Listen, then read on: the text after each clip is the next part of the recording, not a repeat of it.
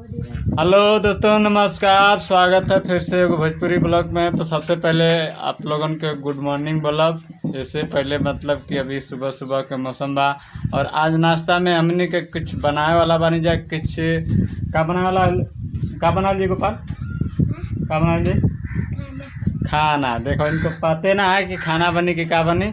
तो आज हमने के मतलब कि चाउमीन बनाए वाला नहीं, मैगी बनाए वाला बनी जा। तो हाय बोल दे बाबू। देखा अरमान हमारा छोटका बेटा बोला हाय हाय बोल दे। हेलो हाँ का बनी बाबू? हाँ चाउमीन मैगी। हाँ तो आज हमने का मतलब मैगी बनाने वाला बने जा। और सुबह में जैसे कि हमारे यानी कि रागन के जैसे कि तबीयत खराब रहा, उनके दवाई के गल नहीं जाए, एक वजह से थोड़ा लेट हो गया। और अभी उधर से मतलब मार्केट से हमने के मतलब चाउमीन लेके यहाँ पर आगल बने जा।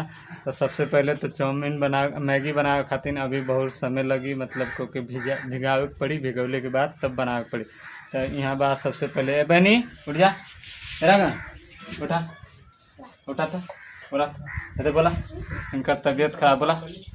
हेलो बोल दा, हेलो बोला बहनी।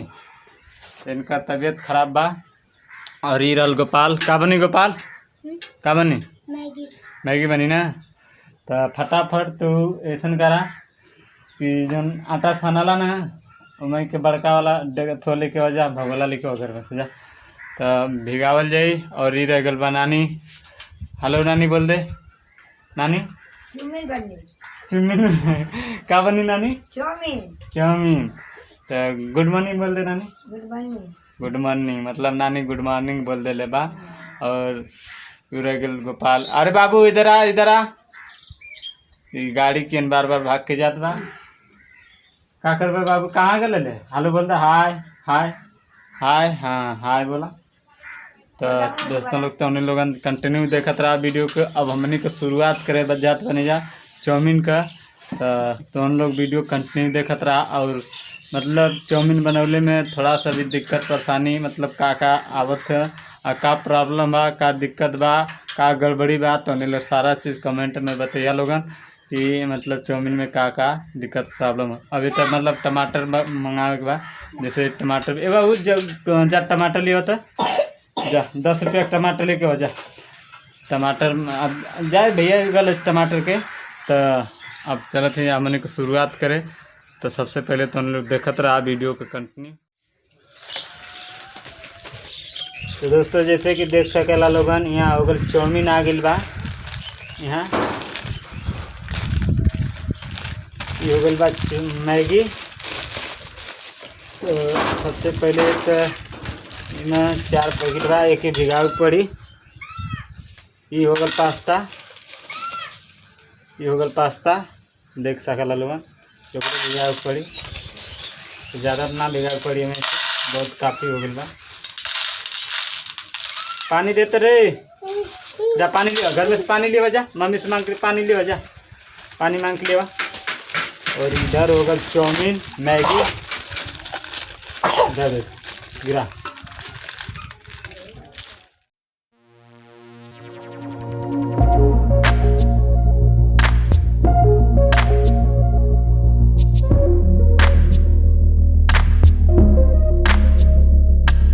भाई लोगन जैसे कि तो लोग देख सकेला लोगन, जैसे कि अभी मतलब कि भिगावे खातिर कुछ छोड़ देले बानी, कुछ टाइम तक लगी। जैसे कुछ टाइम लग सकता 10 से 15 मिनट भी टाइम लग सकता बा।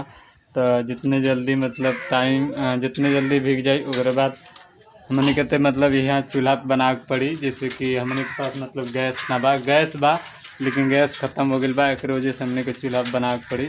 अभी तो आग लगावे के पड़ी मतलब चूल्हा में। ओकरे बाद का नाम है कि हमने के चाउमीन बनावल जाए।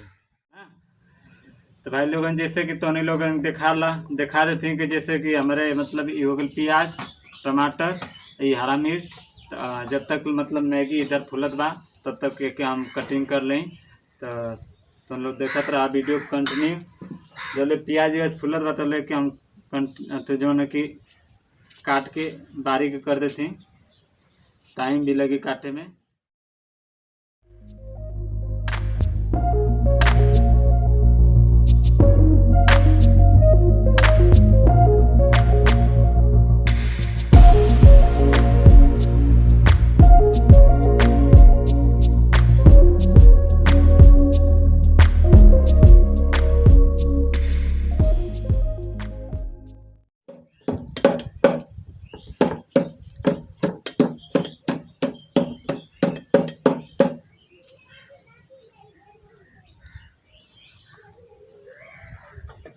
लोगन जैसे कि तोने लोग बतौले रहनी कि देखा हमार ये हो गल आदि और लहसुन और इधर टमाटर प्याज हरा मिर्च ये सब कट के रेडी हो चुकल बा।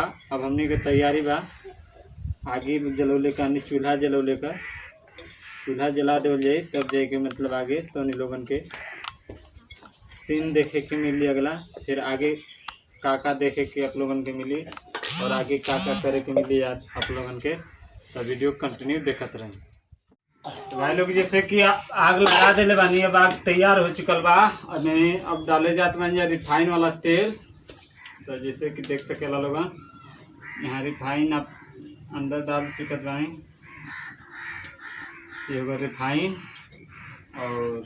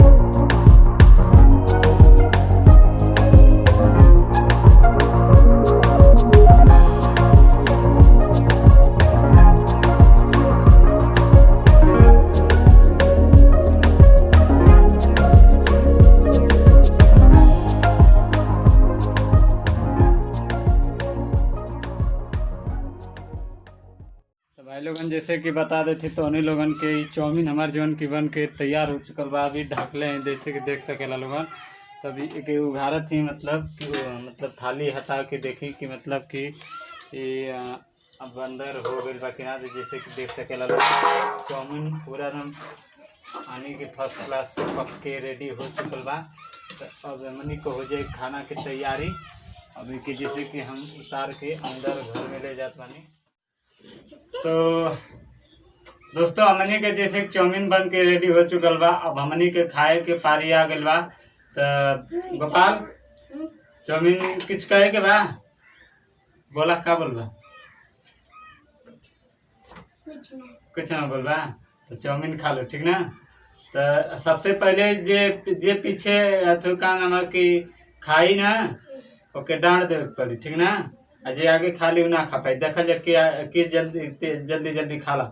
तो शुरू करा लो 1 2 3।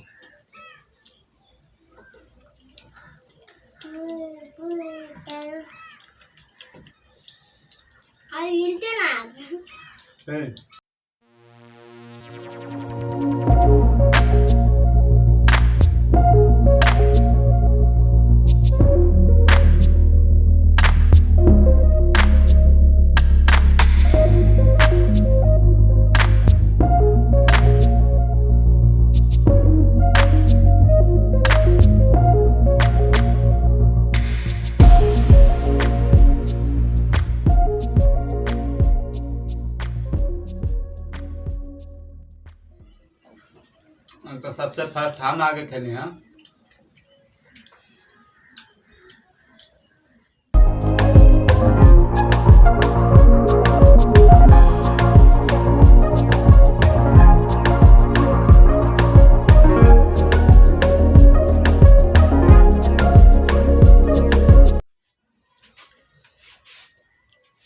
भाई लोगन जैसे कि हमने के चाउमीन खा के फिट हो गए बानी जा। जैसे कि लो भी बाकी बाड़ा। तो हमने के चाउमीन बनाए में कैसन लगल और कमेंट में तनी लोग जरूर बताइए। और वीडियो बस यहीं तक लास्ट रहा। फिर अगली बार में अगर तनी लोग कुछ कमेंट मिली तो अच्छा था हाथ फेंक देती। मैं पानी दे दे। तो जैसे कि तोनी लोग बता देते कि अगर तोनी लोगन को सुझाव हुई अगला फिर कोनो ऐसा वीडियो बनावे के तो तोनी लोगन के हमारे कमेंट में जरूर बॉक्स में कमेंट कर दिया लोगन, ताकि फिर वही माध्यम से हम वीडियो बनाए। तो वीडियो कैसा लगल, अगर वीडियो पसंद आ गल होके तो वीडियो को लाइक कर दिया। चैनल पर पहली बार आ लोग तो चैनल को सब्सक्राइब करके बेल आइकन घंटी दबा के प्रेस कर दिया, प्रेस कर दिया फिर से, मतलब कि थोड़ा सा पी ले देता ज़्यादा पिला लिया तो चौके। जैसे कि अभी कुलका बताई बोले ना देना सो, तो वीडियो समाप्त करते। अगर वीडियो पसंद आ जाए तो वीडियो को तनी लोग एक बार लाइक कर जा, चैनल पर पहली बार आ लो तो चैनल को सब्सक्राइब करके बेल आइकन घंटी दबा के प्रेस करा जा, ताकि आने वाला नोटिफिकेशन तो हम लोगों के बार मिलत रहते। बाबू हेलो बोल दा, हाय हाय सब लोग बोल दा, टाटा बाय बाय, बोला टाटा बाय बाय।